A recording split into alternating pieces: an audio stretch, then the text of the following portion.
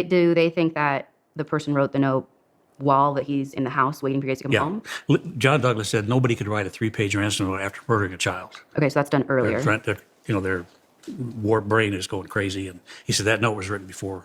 Where do you assume it went wrong? So if he wrote this note to get her out, like, why does he take her to the basement, you think? Well, I don't know. I mean, she was sexually assaulted, apparently. There was a suitcase. When the so-called detective that was there that day said, well, go look through the house, see if you see anything unusual. And I reported to her that I went to the basement. There was a suitcase standing up on its bottom under a window, and the window was open. I said, that suitcase shouldn't be there. It looks like it may have been a step to get out of the house.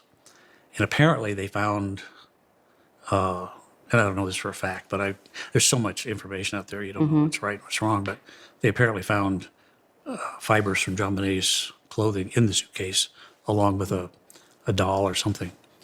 And Lou's theory was they may have tried to get her out of the house in the suitcase, and it went wrong, and it didn't work.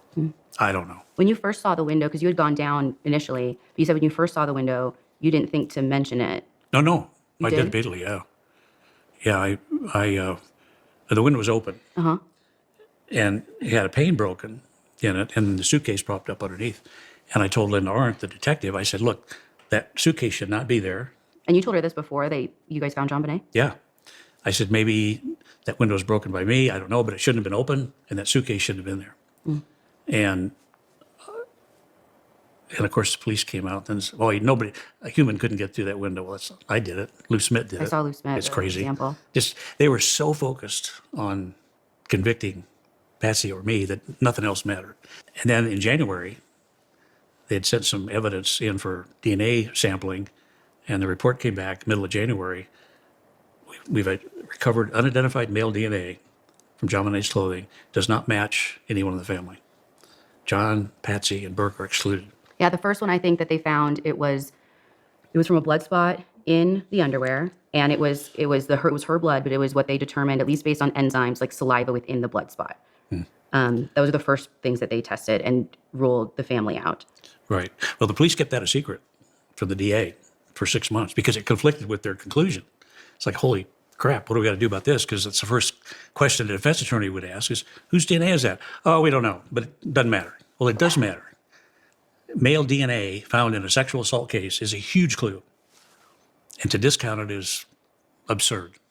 And they do eventually go back and get another sample that they put into CODIS from it. They get a large enough profile to put in CODIS, right? Right. They actually had, the first sample was CODIS qualified as well.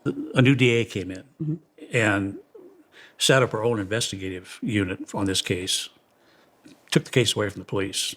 Now, they didn't position it that way in the media. It was like, oh, we want fresh eyes. No, I believe she took it away from the police, brought Lou Smith back in, who had left because he was disgusted with the direction it was going. And they started to investigate it again. And she did additional DNA testing. And this is like in 2008? Yeah. And that supported the earlier DNA sampling, that it was an unidentified male DNA and had no explanation. Police tried very hard to explain it away.